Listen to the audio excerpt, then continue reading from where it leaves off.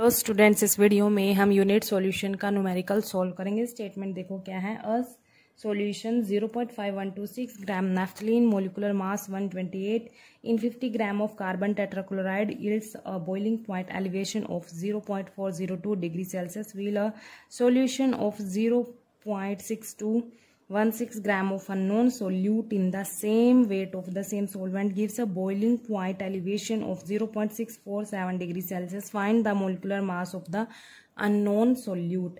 तो यहाँ पर 0.5126 ग्राम नैफ्थलीन जिसका मोलिकुलर मास दिया है 128, ठीक है, वो किस में डिजोल्व है? 50 ग्राम ऑफ कार्बन टेट्राक्लोराइड में डिजोल्व है। तो ये नैफ्थलीन क्या है? यहाँ पर सोल्यूट है, और जो कार्बन टेट्राक्लोराइड है यहाँ पर ये क्या है? सोलवेंट है। सोलवेंट कितना है? 50 ग्राम, ठीक है। तो ये सॉल्यूशन बन गया। अब इस सॉल्यूशन को जो एलिवेशन इन बॉइलिंग पॉइंट है, मतलब जो बॉइलिंग पॉइंट में चेंज आया है ना, बॉइलिंग पॉइंट एलिवेशन, वो कितना दिया हुआ है? 0.402 डिग्री सेल्सियस दिया है, ठीक है। एक सॉल्यूशन तो ये था हमारे पास। अब देखो जो दूसरा सॉल्यूशन है, एक सॉल्यूशन और है जिसमें 0.6216 ग्राम कोई अननोन सोल्यूट है, सेम सोलवेंट में डिजोल्व है। यहाँ पर इस सॉल्यूशन में जो दूसरा सॉल्यूशन है, सोलवेंट सेम रहेगा, जो ऊपर है ना सोलवेंट सेम रहेगा, और उसकी अमाउंट भी सेम रहेगी 50 ग्राम। कार्बन टेट्राक्लोराइड दोनों सॉल्यूशन में सेम रहेगा सोलवेंट, ठीक है। Gives a boiling point elevation, इसका बॉइलिंग पॉइंट एलिवेशन कितना? 0.647 डिग्री सेल्सियस है, मतलब change in boiling point. Find the molecular mass of the unknown solute. तो यहाँ पर हमने अननोन सोल्यूट का मोलिकुलर मास फाइंड आउट करना है। तो देखो यहाँ पर ये जो क्वेश्चन है दो केस में सॉल्व होगा। यहाँ पर जो हमारे पास फर्स्ट केस है इतना, ये हमारे पास एक सॉल्यूशन है, एक सॉल्यूशन की डिटेल दी हुई है, जो फर्स्ट सॉल्यूशन की डिटेल दी हुई है। तो यहाँ पर लिख लेते हैं पहले हमारे पास क्या दिया हुआ है। इसमें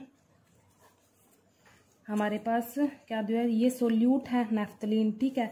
तो नैफ्थलीन का जो हमारे पास एक्चुअल मास दिया हुआ है वो हम W2 से डिनोट करेंगे, और कितना है ये? 0.5126 ग्राम है। और इसका मोलर मास भी दिया है, M2 से डिनोट करेंगे, 128 ग्राम पर मोल, ठीक है, ये दिया है। अब देखो यहाँ पर जो सोलवेंट है कार्बन टेट्राक्लोराइड, उसका जो मास है, एक्चुअल मास W1, वो 50 ग्राम दिया हुआ है।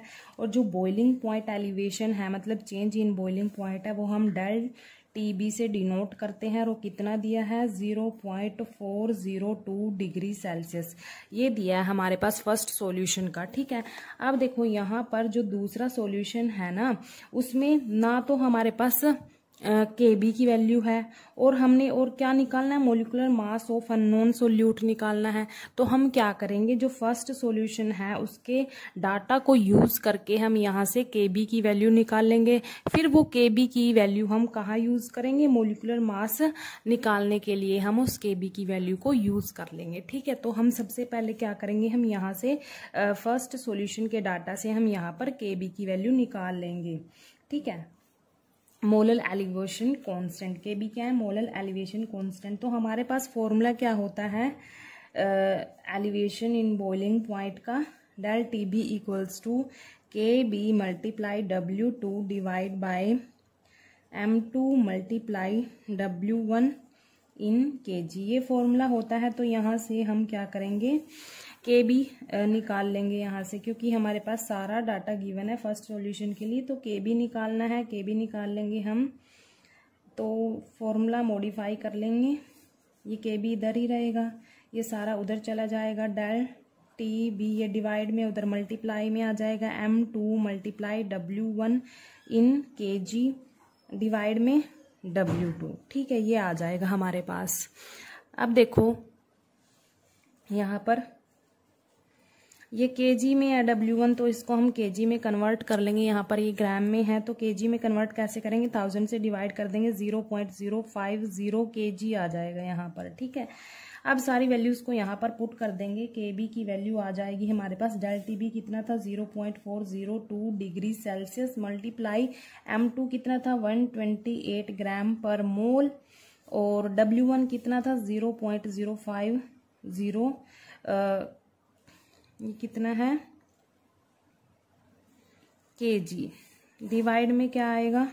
W2 कितना 0.5126 ग्राम है। अब देखो यहाँ पर ये ग्राम से ग्राम कैंसिल हो जाएगा। यहाँ पर इसको हम ऊपर वाली टर्म को हम सोल्व करेंगे तो हमारे पास कितना आएगा 2.5728 आ जाएगा इसको मल्टीप्लाई करके, ठीक है। और ये क्या है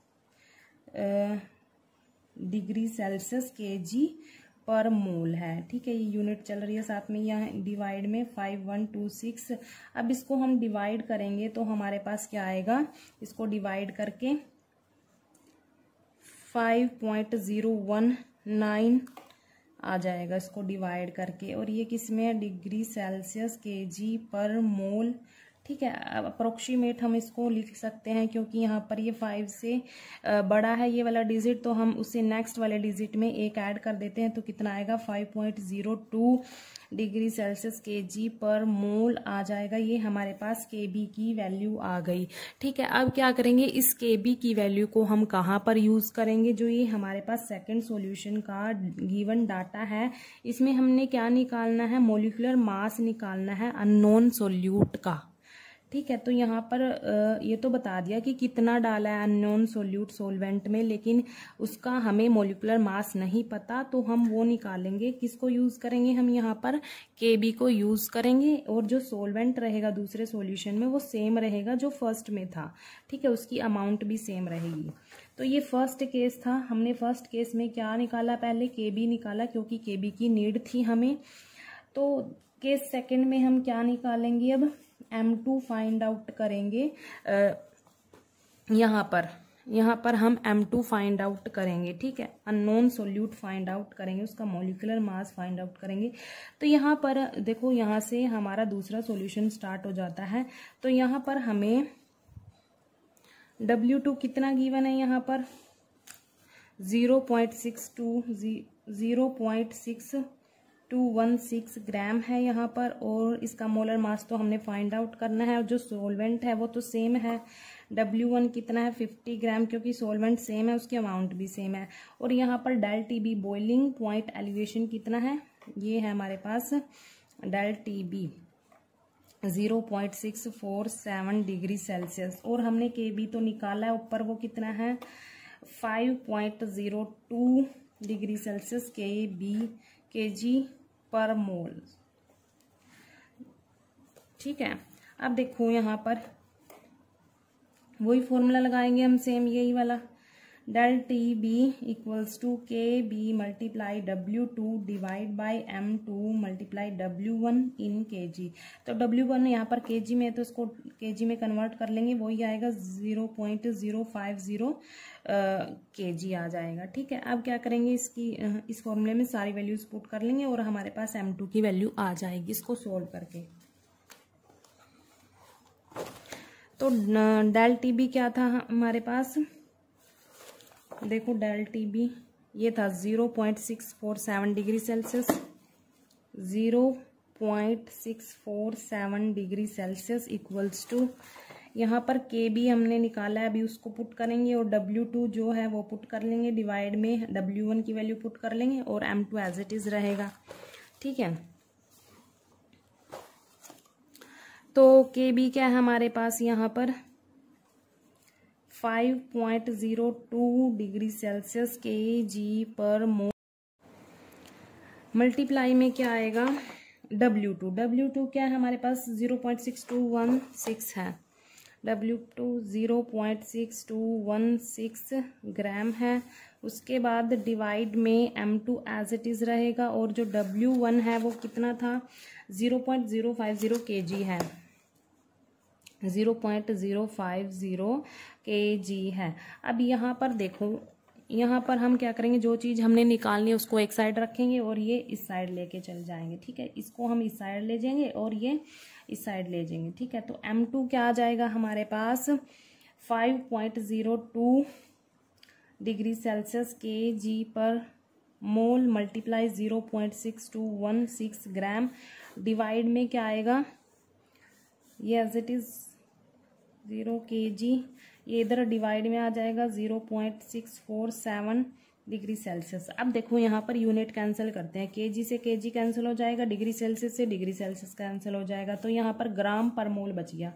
तो जो मोलर मास है इसको हम मल्टीप्लाई करेंगे, ऊपर वाली टर्म को क्या आएगा हमारे पास मल्टीप्लाई करके 3.1204332 आ जाएगा यहाँ पर मल्टीप्लाई करके, और नीचे वाले को भी हम मल्टीप्लाई करेंगे तो कितना आएगा 0.03235 आ जाएगा। अब क्या करेंगे, यहाँ पर देखो ग्राम पर मोल यूनिट रह गई थी, ये लिख लेते हैं।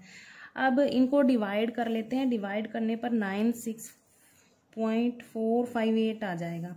इसको भी हम अप्रोक्सीमेट लिखेंगे क्योंकि ये 5 से बड़ा है डिजिट, तो उसे नेक्स्ट वाले में हम 1 ऐड कर देते हैं तो कितना आएगा 96.46 ग्राम पर मोल आ जाएगा। और M2 की जो यूनिट होती है वो ग्राम पर मोल ही होती है। तो हमारे पास अननोन सोल्यूट का जो मोलर मास है वो आ गया 96.46 ग्राम पर मोल। ठीक है, तो कुछ नहीं है, बहुत ही आसान सा न्यूमेरिकल है। इसमें हमने क्या किया, हमारे पास 2 सॉल्यूशन थे। ठीक है, फर्स्ट सॉल्यूशन में तो सब कुछ दे रखा है, यहाँ पर KB की वैल्यू नहीं दे रखी, तो हम इस डाटा को, फर्स्ट सॉल्यूशन वाले डाटा को यूज करके KB निकाल सकते हैं। दूसरे सॉल्यूशन में हमने क्या निकालना है, अननोन सोल्यूट का मोलिकुलर मास निकालना है। तो कैसे निकालेंगे, जो हमने ऊपर वाले सॉल्यूशन में KB की वैल्यू निकाली है उसको यूज करके हम यहाँ से मोलिकुलर मास निकाल सकते हैं सोल्यूट का। और जो सोलवेंट है दोनों में सेम है, सोलवेंट कार्बन टेट्राक्लोराइड ही रहेगा। ठीक है, तो 2 केस में हमने न्यूमेरिकल सॉल्व किया। फर्स्ट में हमने KB वैल्यू निकाली, वो ही KB वैल्यू हमने सेकंड केस में यूज की जो अननोन सोल्यूट का मोलिकुलर मास है वो निकालने के लिए। ठीक है, थैंक यू।